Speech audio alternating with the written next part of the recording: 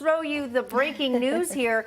Really interesting, because we know that Robert F. Kennedy Jr. had filed a complaint with the FEC after he heard that he would not be included in this debate, saying, hey, that is not fair. Even though many saying, well, he's not really a presumptive candidate, the FEC saying that doesn't matter. That's not in the legal language.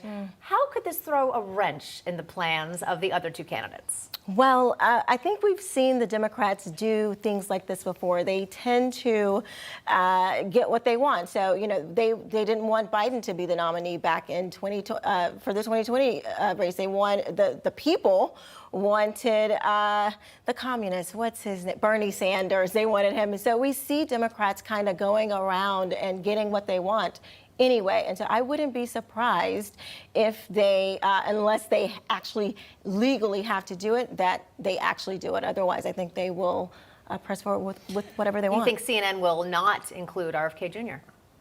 If they can get away with it, if it's not legal. Well, yeah. So according to the FEC, Katrina, they have said they would be breaking the law. They would be breaking, exactly, campaign finance laws, exactly. So, I mean, they're going to have to do it all. I mean, CNN's not going to want to be slapped with a massive fine, right? I think we're going to see some developments here with this. This is very interesting. This is a big deal, yes. Imagine Trump do his own thing. Then you have RFK, obviously very spry, and then you have President Biden. There's questions of his physical ability to compete with two figures like that on a debate stage and open mics. That would be, to me, that would be must-see TV, just like American Agenda. Yes, and I like the comparison. Second to American Agenda. I absolutely agree with you. I think that RFK Jr. brings something to the table. I think he offers the American people a reminder of what the Democrats once stood for.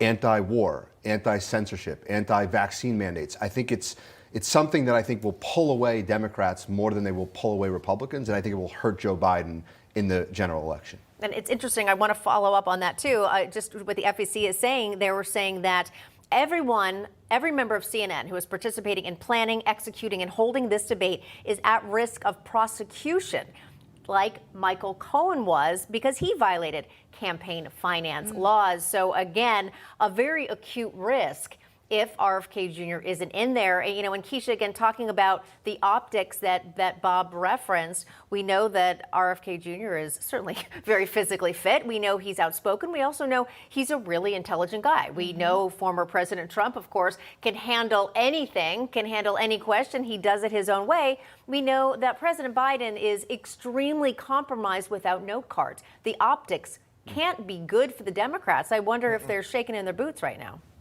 They've got to be. You know, there's a lot coming at them with Trump just constantly building more and more support every time they go after him. He just raises more money. He just gains more momentum. So they've got to be shaking in the boots. And then now with RFK, he has his own, coalition that he's building of people that support him. And so they.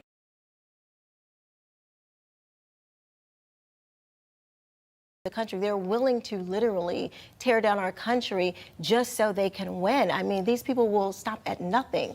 So I think they are shaking in their boots, and I think their actions prove that. Jason, do you think that this is a real possibility? No, I guess it kind of has to be. I mean, I think it's kind of a done deal, right? And I'm with Katrina on this. Just it's the optics. It is the optics. Just think of of having the three Joe of them Biden on stage having to compete with two guys at the top of their game. Yeah. I think it would be very difficult. I'm interested to see what happens here. I think the contrast that you're going to see on the debate stage, if he is up there, I think that you're going to see two very capable, mentally acutive people, and you're going to have Joe Biden, who he's shaking hands with thin air. He falls off bicycles. He can't find it. He's squatting where there's no seat.